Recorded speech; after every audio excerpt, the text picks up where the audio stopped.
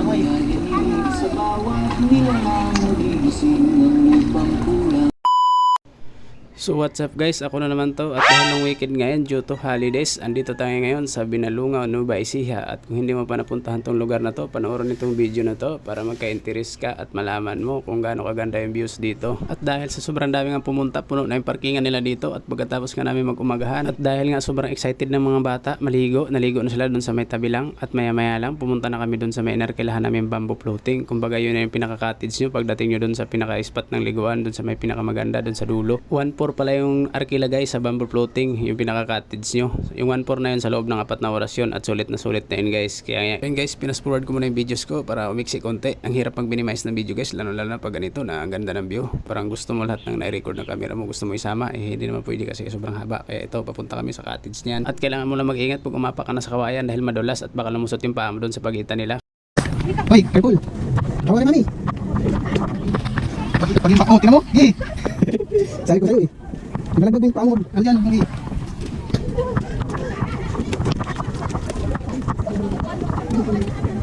Sinalimutan kahit nahihirapan. Malawasan. Oh, dadalaw pa rin yung ano mo. Yung axe mo, axe. Yung axe ano. Yes sir. At ito guys, ito na nga inarkilahan namin bamboo floating. Kumbaga ito na yung cottage natin pag naliligo na. At dito banda, ito yung malalim. Tingnan nyo naman yung tubig, kulay green. Nakikita nyo naman, talaga naman guys. Oh, puntahan nyo na to guys pag may time kayo. At lalong lalo na kung nature's lover ka, talaga hindi ka magsisisi pag napuntahan mo tong lugar na to sa sobrang ganda ng view.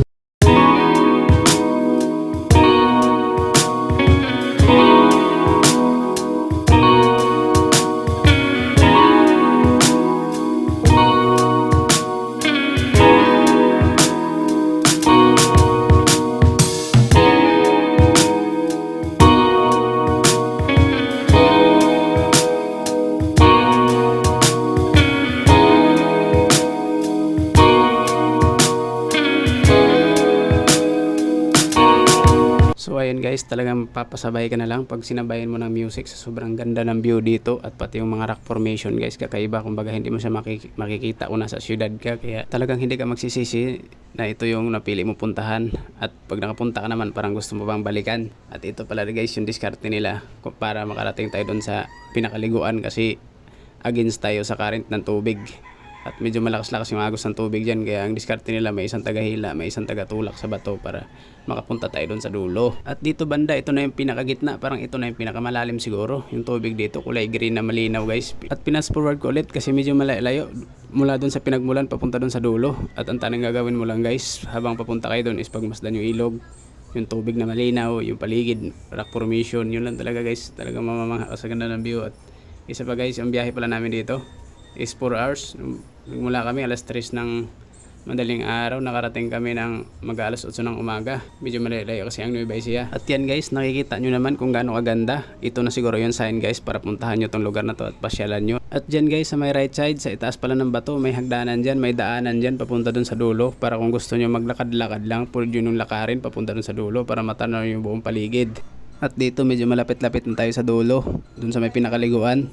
May naunan na rin sa amin kanina guys, siguro mga 4 na bamboo floating yun, kumbaga 4 na cottage. At sayang nga lang guys, nakalimutan ko yung waterproof diving case natin, kaya hindi natin malublob yung camera natin sa ilalim ng ilog. At isa pa yung ulansi stick natin, nakalimutan ko rin dalhin kaya malog yung camera pag naglalakad.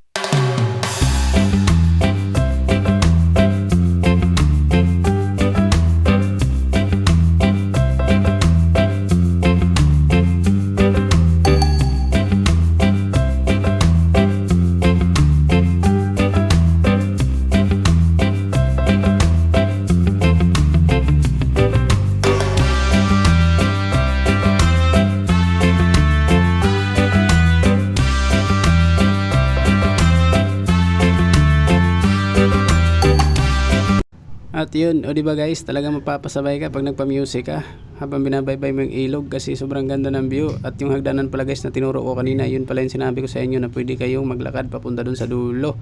At dito pala guys, ito na yun, malapit na kami sa pinaka tourist spot talaga. At pwede nyo palang ituro guys kung saan nyo gustong ipwesto yung bamboo floating nyo. At tinuro pala ng kasama ko dun sa medyo maba.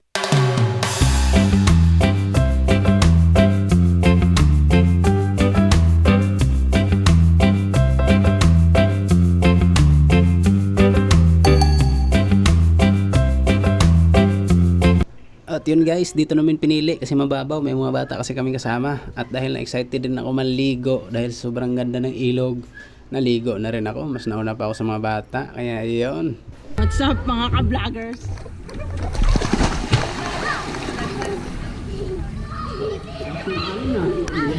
So at dito guys, at dahil hindi ko nga naidala yung waterproof case ko, nilagay ko lang yung camera sa lupuan para makita nyo naman kung gaano ka linaw yung tubig dito sa pinakaliguan.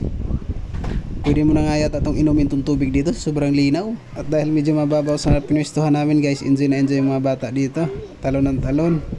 Pero kung gusto mo na malalim guys, meron din dun sa taas, meron din dun sa baba. Kung gusto mo na malalim, pero pinili talaga namin mababaw kasi may mga kasama kami bata.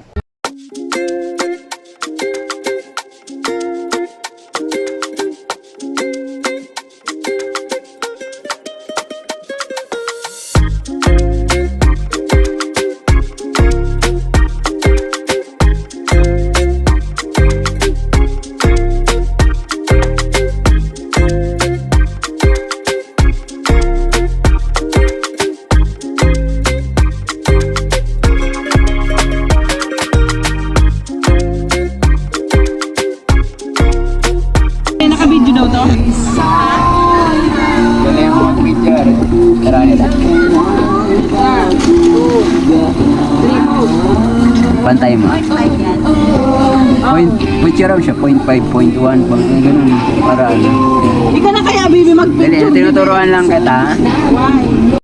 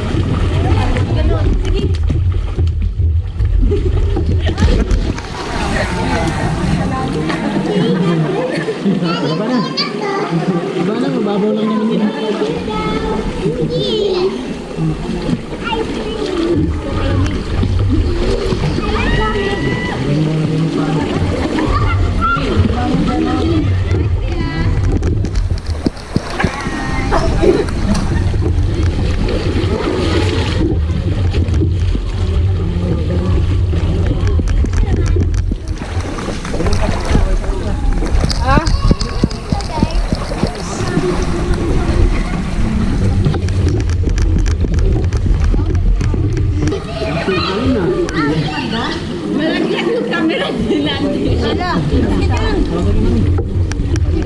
Doon ka lang.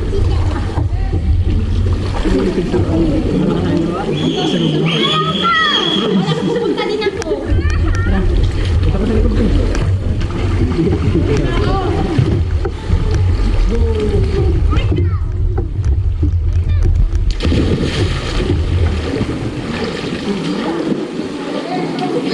Kaya, ng talon lang. Hindi ano mahulog yun.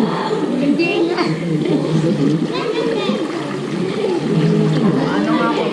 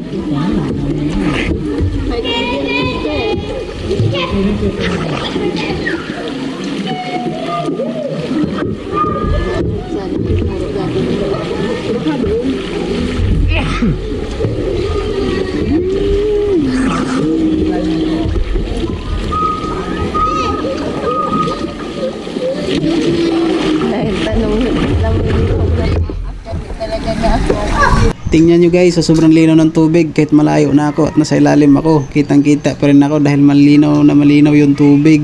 Ganito kaganda dito guys. At pagdating pala sa mga ganito guys, yung mag swimming kayo at may makasama kayong bata, huwag nyo ilihis yung tingin nyo sa mga bata kasi lalong lalo na kung ganito na malakas yung agos ng tubig. Lumayo lang ako konti, tinangay na pala yung anak ko ng agos. Nakainom-inom na, buti nakita nagkasama namin doon sa dulo.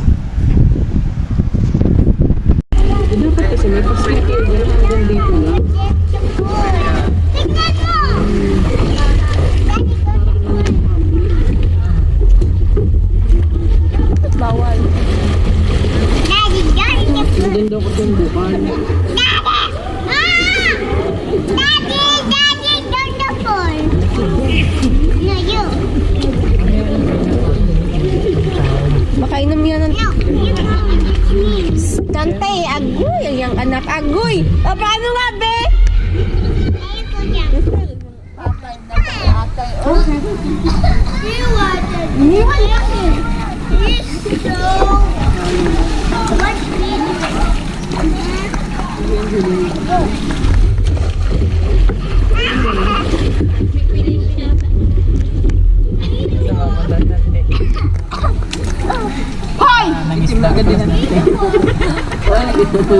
moment siya dun din na mo. Iniwan mo? Ay.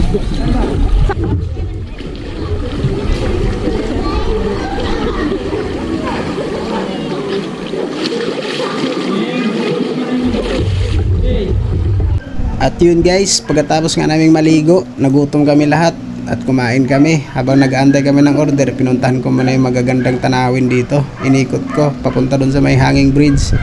Ganito pala talaga ganda guys, pag nandun ka sa gitna ng hanging bridge, pag tinigdan mo yung kabilang side. At ito pala yung daanan, papunta dun sa may hanging bridge, packet yan. At dito pa lang sa ilalim ng hagdanan guys, pwede nyo nang pwestuhan, pwede nyo pumwesto dyan sa may table, pwede dun sa kabila. Ayan o, maraming pumwesto. At habang packet ako dyan sa kabila, tingnan ko ilalim.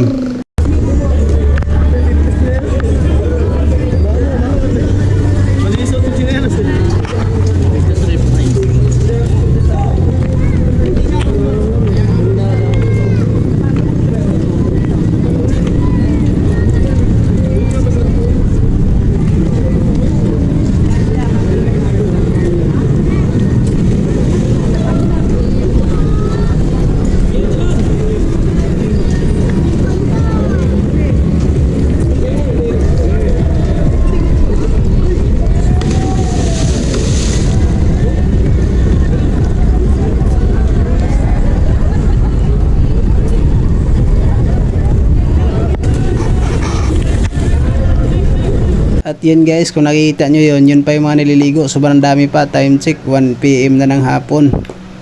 At itong hanging bridge pala dito guys, gawa pala to sa bakal lahat, kaya matibay, kaya hindi ka mangangambang bibigay.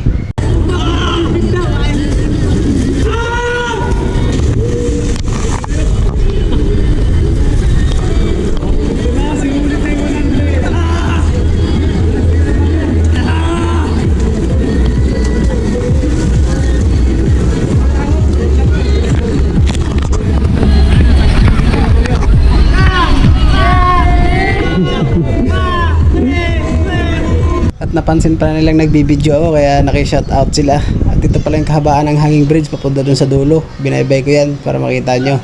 Itong hanging bridge na to, papunta pala yan dun sa may zipline. Kung gusto mo mag-zipline, dito ka dadaan papunta dun sa dulo. At ang bagsak naman ng zipline pababa, papunta dun naman sa kabila.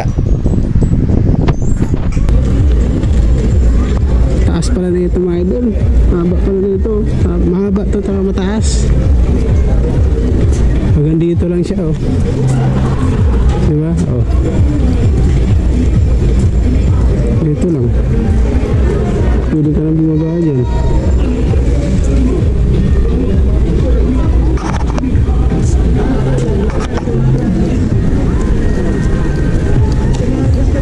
Yung view mga idol oh. Swabe diba?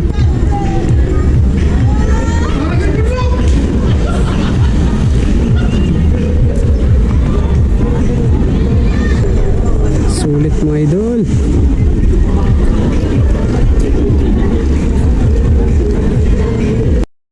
Mga idol oh.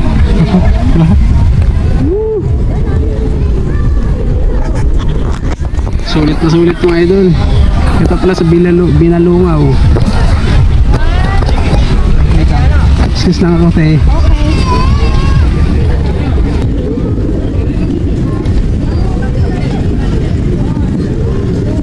Baba na ako dito mga idol. Tapos babalik na ako dun sa